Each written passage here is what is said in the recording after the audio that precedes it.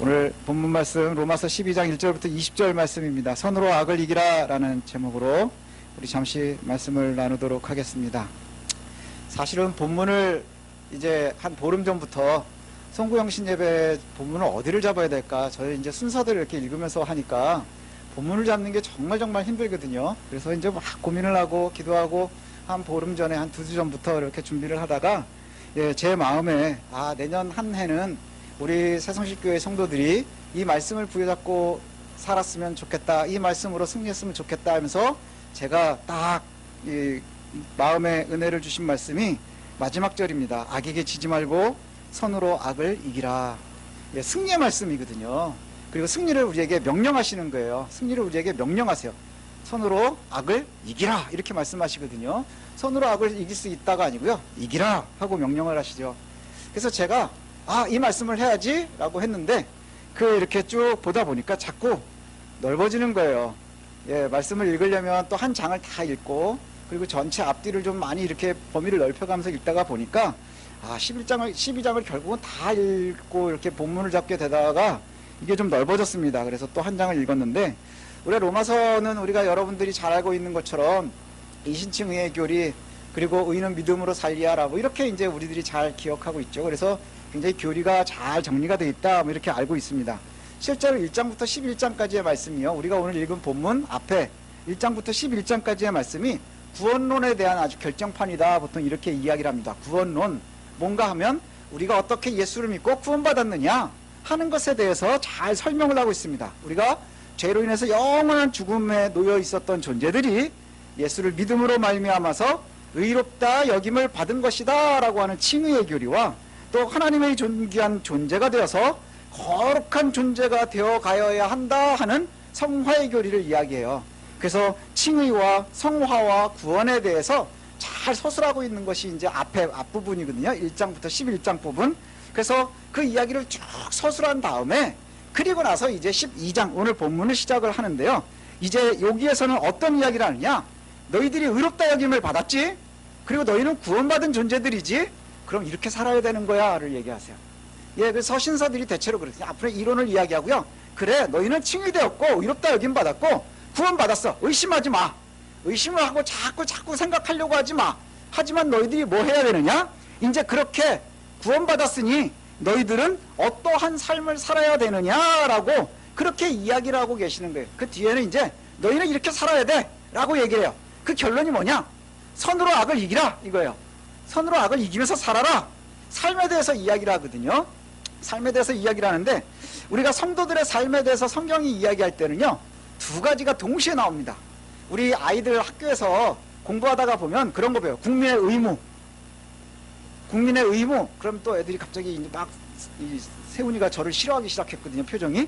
국민의 의무 막 이러면 이제 짜증난단 말이죠. 시험을 봐야 되니까. 그 의무 중에요, 교육의 의무가 있어요. 교육의 의무. 그러니까 니네 학교 안 다니면 안 돼. 반드시 다녀야 돼요. 그런데 또 재밌는 건 뭐냐면, 의무가 있는 반면에 또 뭐가 있나요? 권리가 또 있거든요. 그 권리에도 또 뭐가 들어가냐면 교육의 권리가 있어요. 교육받을 권리가 있는 거예요. 니네들 학교를 가야 될 권리도 있지만 또 의무도 있는 거예요. 그러니까 내가 학교에 가서 공부를 해야 될 권리가 있는데 안 가는 거는 안 돼요. 그래서 니네들이 만약에 중학교 이전에 그냥 아무 생각 없이 엄마 아빠가 학교 안 보내잖아? 그럼 니네 엄마 아빠는 니네를 학교 안 보내서 감옥을 갈 수도 있어. 이게 권리와 의무예요. 그리스도인의 삶이요, 성경에서 이야기하는 것이 바로 그거예요.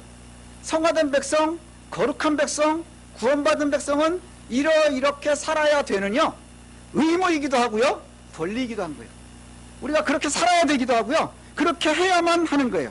우리가 하나님께 여기 말씀을 쭉 요약을 하면요, 몇 절을 좀 이제 우리가 오늘 볼 텐데, 우리가 하나님께서 어떤 삶을 살기를 원하냐, 거룩한 산 제사의 제물이 되기를 원하신대요.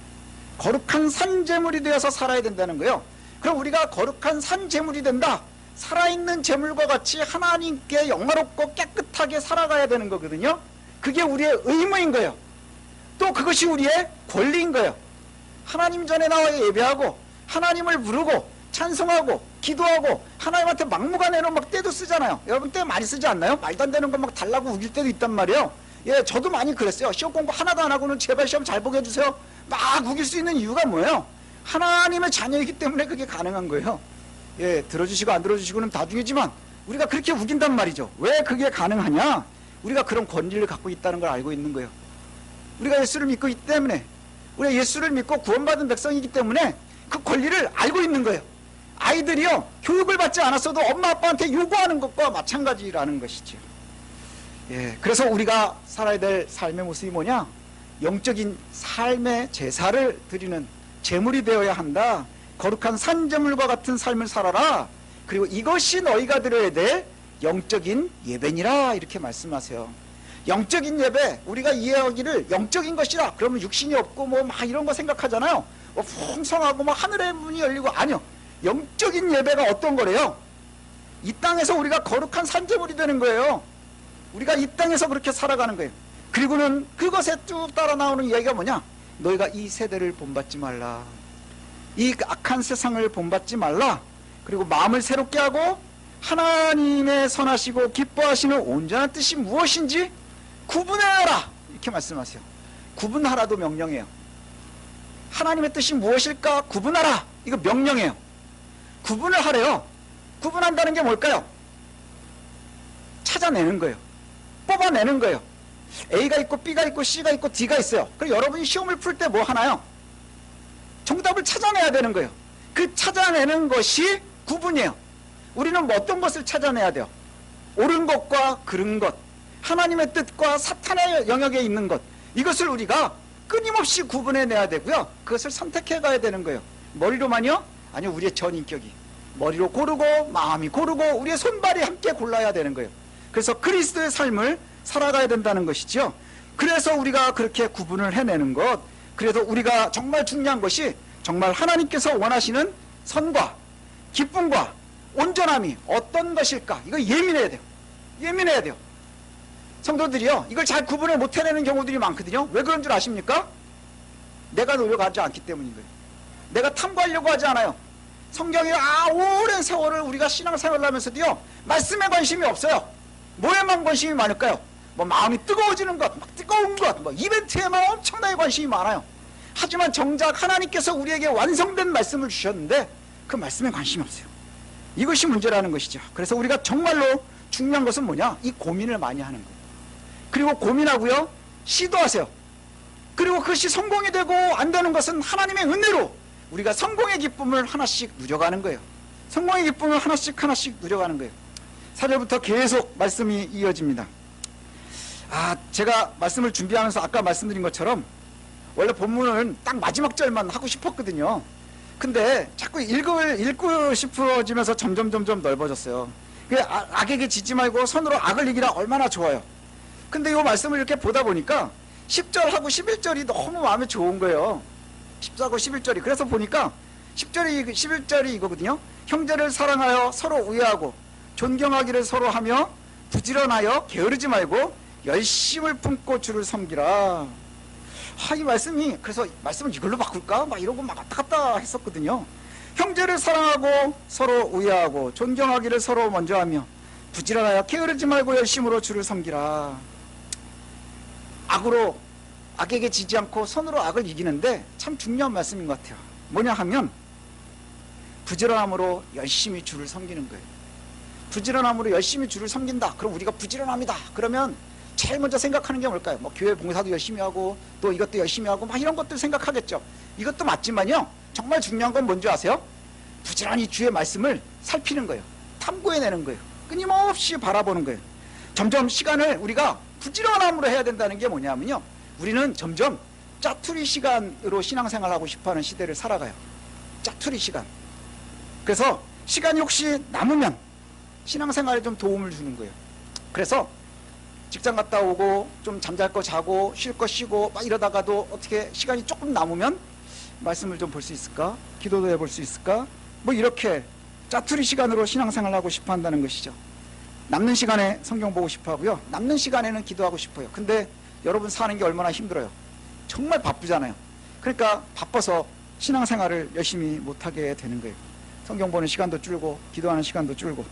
그러니까 일주일에 한 번 가정에서 우리가 10분 30분 이렇게 우리 집 예배 드리는 거, 이게 얼마나 중요한 시간인지 몰라요. 정말 중요한 시간입니다. 뭐 우리 1인 가족도 마찬가지죠. 1인 가정에 사시는 분들도, 혼자서 사시는 분들도 마찬가지죠. 우리가 혼자 사는데 뭐 말씀 이렇게 보는 것이 뭐 저 쉽지 않습니다, 이렇게 얘기를 하죠. 그렇지만 우리가 말씀이요, 우리의 삶의 중심에 있어야 되는 거예요. 절대적인 시간을 제일 많이 할애하지는 못하지만요, 가장 중심에 있어야 되는 거예요. 왠지 아십니까? 구분해야 되니까. 우리가 살아가는 많은 시간 동안에 이것이 옳은 것인지 그른 것인지를 판단을 해서 우리의 심령이 선택을 하고 우리의 손과 발이 선택을 하려면 구분할 줄 알아야 되니까, 그 구분할 수 있는 것이 어디에서부터 오는 거예요? 말씀이 구분하게 하는 것이거든요. 말씀이 구분하게 하는 거예요. 그래서 우리가 정말로 은혜 가운데 선다고 하는 것이 뭐냐? 승리를 경험하는 것이고요. 그 승리를 위해서는 말씀과 가까이 있어야 되는 거예요. 짜투리 시간에 우리는 하나님을 섬기면서 우리가 기도하고 막 요구하고 할 때 보면 하나님은 우리를 꼭 중심에만 둬야 되거든요. 우린 짜투리 시간에 하나님을 섬기면서 하나님은 나를 중심에 뒀으면 하고 그렇게 자연스럽게 여긴단 말이죠.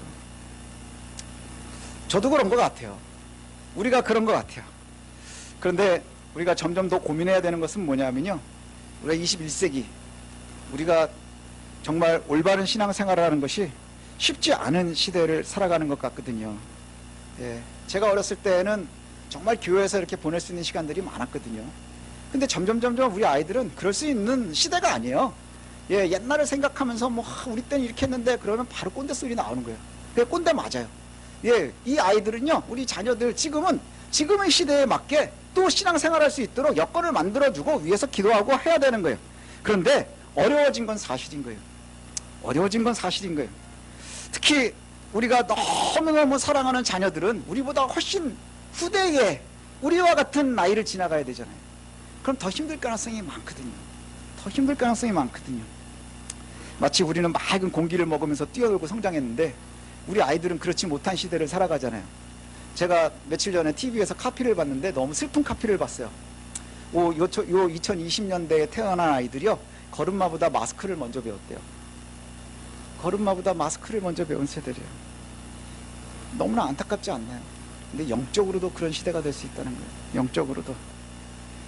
같이 있어도 눈에 보이지만 마음이 따라가지 않는 말씀들이 또 있어요.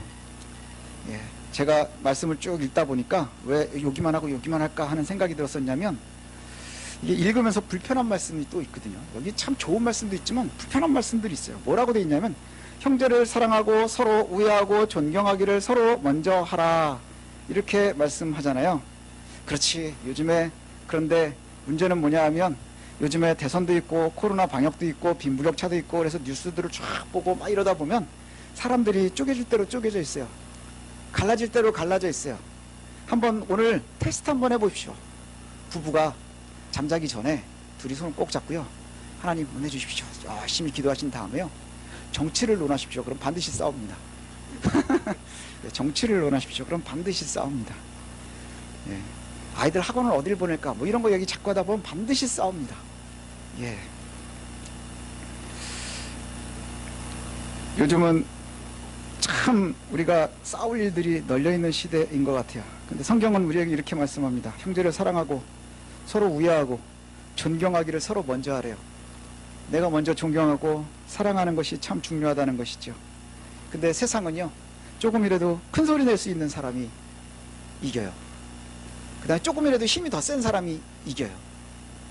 경훈이하고 세훈이하고 싸워요. 막 치고받고 싸웠다고 한번 가정을 해보세요. 그럼 누가 이길까요? 경훈이가 이겨요.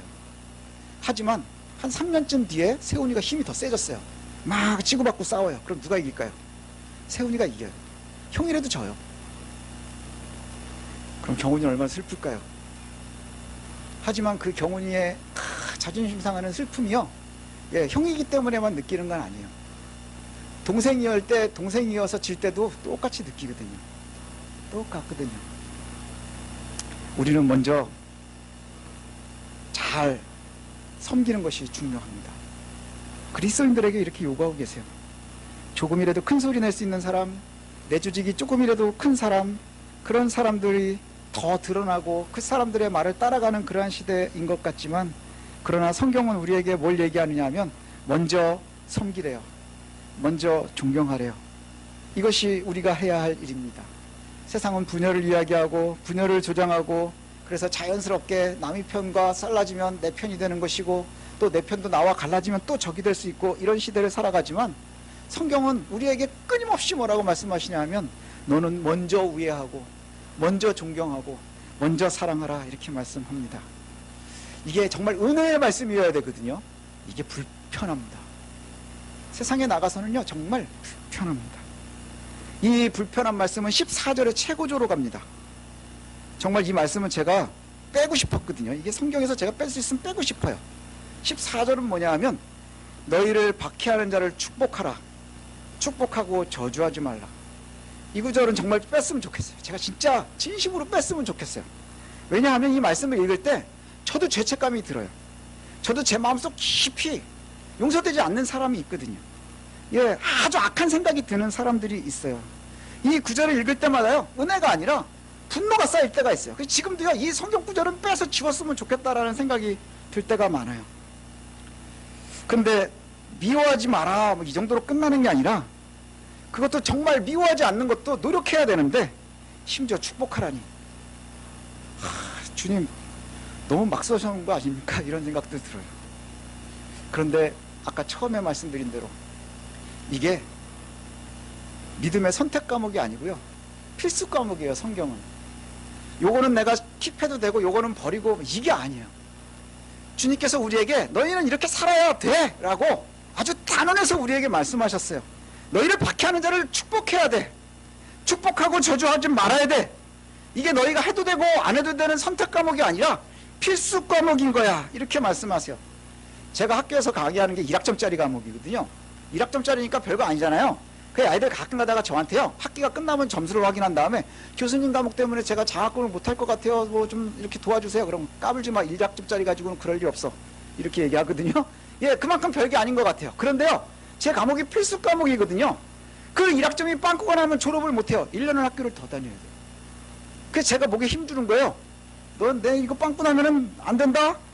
그러면 이거 빵꾸만 안 나면 된다? 그러면은 몇 점 받으면 되는 줄 아세요? 60점만 맞으면 돼요. 100점 만점에 60점만 딱 맞으면 졸업하는데 아무 지장 없어요. 그리고 다른 거 다 잘하고, 그 다음에 요거 한 과목 D 받아도요, 그렇게 학점에 큰 문제 생기지 않아요. 근데 문제는 뭐냐, 이 60점이 없으면 졸업을 못해요. 근데 60점 받으려면 어떻게 해야 되는 줄 아세요? 출석은 해야 돼요. 과제도 내야 돼요. 대충이라도 한 다음에 교수한테 빌든지 해야지, 안 하고 60을 받는 방법은 없는 거예요. 우리의 신앙생활이 그와 같아요. 저와 여러분들이 하나님 앞에 서는 모습이 바로 그와 같아요. 우리가 살아가면서 절대적인 시간을 많이 쏟지는 못하고, 우리가 살아가면서 사용하는 시간이 많은 건 아니지만, 이것이 별거 아닌 것 같아 보여서, 돈 버는 길도 아닌 것 같고, 좋은 대학 가는 길도 아닌 것 같고, 뭐 우리가 세상을 살아가는데 그렇게 유리한 이야기를 많이 해주는 것 같지도 않은 것 같은데, 이 1학점짜리가 D를 못 받으면 구원의 대상에서 제해질 수 있는 거예요. 졸업을 못하듯이. 이것이 우리에게 큰 문제라는 것이죠. 필수 과목이 아니고 선택 과목이 아니고 필수 과목이니 반드시 어떻게든 해내야 하는 거예요. 뭐를요? 나를 박해하는 자를 축복하는 것, 축복하고 저주하지 않는 것, 이걸 어떻게든지 우리가 해내야 되는 거예요. 하나님, 나 진짜 못하겠거든요. 그럼 어떻게 하면 될까요? 어떻게 해도 찌끄려서 내야 돼요. 중간과제 내야 되고요, 기말과제도 내야 되고요, 출석도 최소한은 해야 돼요. 그래야 D는 받을 수 있는 거거든요. D를 받아야 주님께서 나에게 보시면서 너는 F가 아니구나, 이렇게 말씀하실 거라는 거예요. 이 말씀만 보면 너무너무 힘들어요. 14절에서 정말 최악이거든요. 근데 조금 더 뒤로 넘어가면서 18절로 가니까 또 이런 말씀을 주는데, 이 말씀이 조금 위로가 됐으면 좋겠는데 위로가 될지 안 될지 잘 모르겠어요. 18절에 보면 이런 말씀이 나와요. 할 수 있거든 너희로서는 모든 사람과 더불어 화목하라. 여러분이 할 수 있다면 할 수 있는 최선의 선을 이야기하라는 거예요. 아마 이 주님께서 우리의 연약함을 아시는 것 같아요. 그리고 이렇게 위로해 주시는 것 같아요.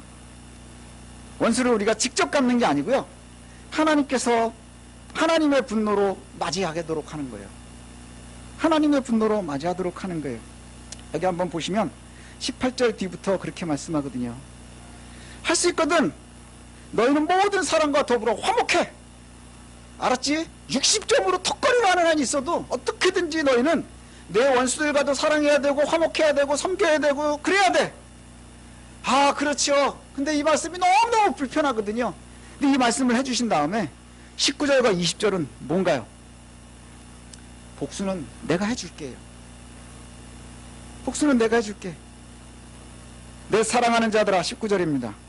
너희가 친히 원수를 갚으려고 하지 마라. 하나님의 진노하심에 맡겨라. 하나님이 잘못한 건 진노하시거든요. 하나님 공의 하나님이시기도 해요. 그래서 그렇게 말씀하시거든요. 기록되었으되 원수 갚는 것이 내게 있으니 내가 갚으리라. 주의 말씀이요. 이 말씀이 어디서 오느냐? 시편에 숱하게 걸려있는 말씀이요. 원수는 내가 갚아. 원수는 내가 갚는다. 다윗의 위대함 제가 뭐라고 그랬나요? 지가 싫은 소리 안 하고 하나님한테 이르는 걸 잘하는 사람이라 했죠. 절대로 지가 뭐라고 얘기하지 않지만 하나님께 잘 일러요. 왜요? 원수는 하나님이 갚으시는 거니까. 그리고 우리는 이렇게 하는 거예요. 어떻게 하라? 20절에 보니까 내 원수가 줄이거든 먹이고 목마르거든 마시게 하라. 그리함으로 내가 숯불을 그 머리에 쌓아 놓으리라. 이 숯불을 머리에 쌓아 놓는다는 게 그거예요. 숯불을 머리에 쌓아 놓으면 어떻게 될까요? 머리가 아주 복잡해지지 않겠어요? 아주 지글지글하지 않겠어요? 선지자들이 하나님을 만났을 때 그런 표현을 쓰거든요. 주님을 내가 뵀으니 내 머리에 숯불이 얹어 있는 것 같습니다. 이래요. 복잡하다는 거예요. 내가 힘들다고 하는 거예요.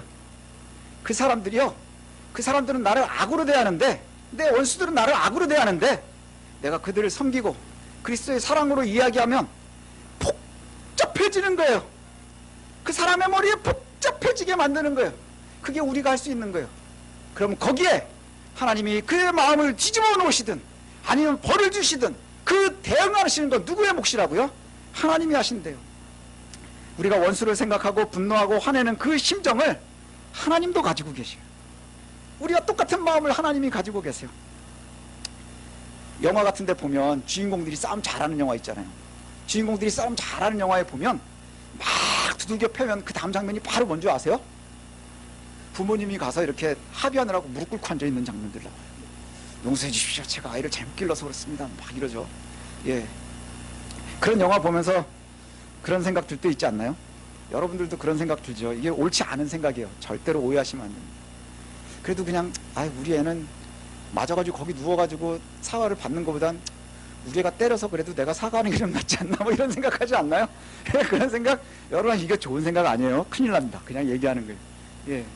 근데요, 하나님도 우리랑 마음이 비슷하신 거예요. 내가 정말 하나님의 편에 서 있으면, 여러분이 하나님의 마음을 가지고 있으면, 야, 이딴 게 다 있지 싶으면 하나님도 그 마음을 갖고 계실 거예요. 하지만 하나님 우리보다 더 넓으시니까, 하나님 더 크시니까 때로는 용서하시고 더 품으려 하지 않으시겠어요? 우린 60점까지만 품으면 하나님께서 100%로 품으실 거예요. 그리고 안 되면 벌을 주시든지 용서해서 나에게 다시 돌아오게 하시든지 그러지 않으시겠어요? 우리가 원수를 보고 미워하고 하는 마음 하나님도 가지고 계세요. 하지만 그 천재 조건이 뭐냐? 우리가 하나님의 편에 서 있을 때, 우리가 하나님의 편에 서 있을 때 여호와께서 옳지 않은 것에 반드시 보복하십니다. 원수를 반드시 갚아주십니다. 전제 조건은 내가 하나님의 편에 서 있을 때라는 것이죠. 절대선이신 하나님께서 달아보시고 재보셔서 우리가 하나님의 편에 서 있으면 사탄의 편에 서 있는 것들에 대해서 보복하실 거예요. 그러니 우리가 하나님의 보복의 혜택을 보는 편에 서야 되지 않겠습니까? 그렇죠? 하나님의 보복 얼마나 무서운 거예요. 근데 그것 때문에 우리가 혜택을 보는 자리에 서 있어야지 보복의 대상이 되어서는 안 된다는 거예요. 보복의 대상이 되어서는 안 된다는 것이죠. 이제 2021년이 마감이 됩니다. 또 2022년이 됩니다. 마스크 쓴 거 말고는 한 게 없는 것 같은데 벌써 2년이나 지나갔습니다. 새해를 맞이할 때마다 우리가 또 마음을 다시 다잡죠. 그래서 새롭게 우리의 인생의 목표를 정하는 것, 이것도 참 중요하지만 우리가 영적인 목표를 정하는 것도 중요합니다. 선으로 악을 이기십시다. 선으로 악을 이기십시다. 가장 보편적인 방법을 말씀 중에 찾습니다. 말씀 중에 찾아요. 어떻게 하면 이길 수 있느냐? 이게 정말 중요한 말씀이니까 여기서부터 잘 보십시오. 하나님께서 뭐라고 말씀하시냐면요, 기뻐하는 사람들과 함께 기뻐하고 슬퍼하는 사람들과 함께 슬퍼하라. 이렇게 말씀하세요.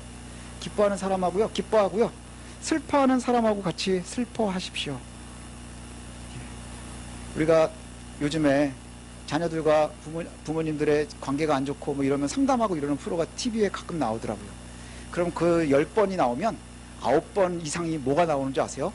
공감이라는 단어가 나와요.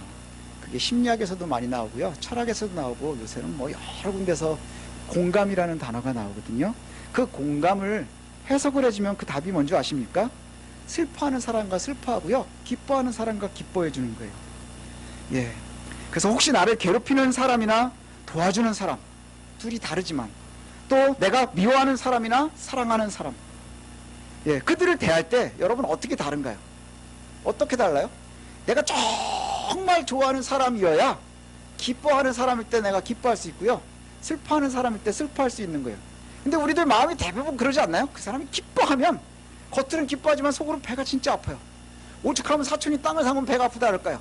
그래서 배가 아프면 족보를 다 돌려보고 전화해보잖아요. 사촌 중에 땅 산 사람 있나? 그게 우리들의 심정이에요. 또 막 슬퍼한단 말이죠. 슬픈 일이 생기면 함께 슬퍼해 주는 것 같지만 속으로 얼마나 고소해해요. 그게 옳지 못하다는 것이에요.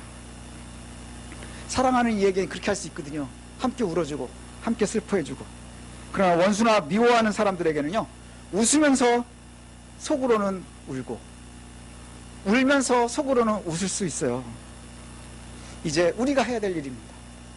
가장 가까이 있는, 오늘 내가 손을 얹어서 기도했었던 내 자녀들과 내 가족들과 또 내 이웃들과 내 동료들, 그들에게 우리가 승리해야 하거든요. 어떻게든지 이겨 나가야 되는 거예요. 어떻게 이기는 거예요? 선으로 악을 이기십시오. 선으로 악을 이기십시오. 악에게 지지 말라. 선으로 악을 이기라. 이렇게 말씀하세요. 억울한 생각이 들 때 원수 갚는 것이 내게 있으니 내가 갚겠다 하는 말씀을 꼭 기억하십시오. 억울한 생각이 들면, 여러분 살면서 왜 억울한 일이 없겠어요? 우리 여기 되게 어린 우리 한소은도 얼마나 매일매일 억울하겠어요. 경훈이 오빠 때문에. 그죠? 예, 거봐요. 표정이 마음을 읽어줘서 너무 감사해하는 것 같아요. 그러면 또 경훈이는 얼마나 억울하겠어요. 난 이뻐서 그러는 건데 뭐 이러고. 우린 정말 억울한 세상을 살아가는 것 같아요. 그럴 때마다 원수는 하나님이 갚아주시지. 이렇게. 원수는 하나님이 갚아주시지. 그래서 그 행동은, 슬퍼하는 사람 있으면 진심으로 함께 슬퍼하십시오. 기뻐하는 사람 있으면 진심으로 기뻐하십시오. 그리고 내가 미워하는 사람이 있으면 그를 위해서 섬기십시오. 그러면 내가 너무 힘들면 이렇게 위로하세요. 하나님이 갚아주시겠지. 하나님 갚아주시겠지. 그러면 승리할 수 있습니다. 뭘로 이길 수 있나요? 세상의 많은 무기를 이기는 게 아니고요, 하나님의 선으로 세상의 악을 이기는 거예요. 악에게 지지 말고 선으로 악을 이기라 명령하신 그 말씀이요, 우리에게 의무가 되고 우리의 권리가 되는 것 놓치지 않으시고, 또 2022년도 한 해를 가시면서 슬퍼하는 사람과 함께 슬퍼하시고 기뻐하는 사람과 함께 기뻐하면서, 또 나를 괴롭히고 힘들게 하는 이들이 있으면 어떻게든지 최선을 다해서 60점까지 섬기려고 노력을 하고, 그리고 나머지는 하나님이 복수해 주시겠지. 그렇게 맡기고 선으로 악을 이기시는 저와 여러분들이 되시기를 소원합니다.